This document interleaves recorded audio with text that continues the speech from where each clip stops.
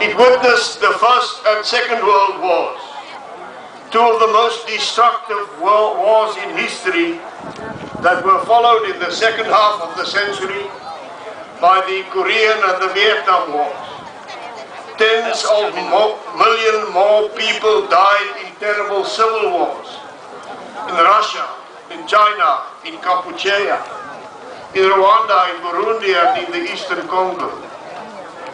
These wars cost the death of more than 160 million people and led to untold human suffering and destruction of property. Paradoxically, the 20th century was the period during which mankind also made the greatest progress.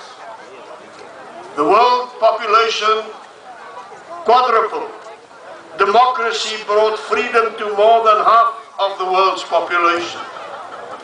There was an explosion of scientific and technological progress, and the wealth of the global economy expanded to the point where one of our greatest challenges will be the ability to sustain this development. The roots of most of the 20th century's wars can be found in ideology, imperialism, in Marxism, Leninism, and fascism. They may also be found in ethnic and religious intolerance.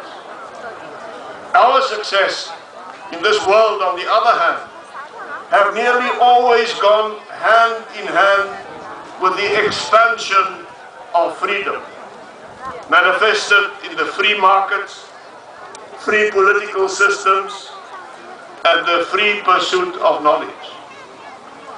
In this great and ancient country, your country has led the way in demonstrating the benefits of economic and political freedom. You have transformed your small island into one of the most successful and prosperous societies in the world. You have demonstrated the enormous benefits of peace. The challenges for all mankind during the coming century will be to continue the fight for peace by expanding political and economic freedom, by living together in tolerance and goodwill, and by striving for peaceful cooperation and competition rather than destructive war and conflict.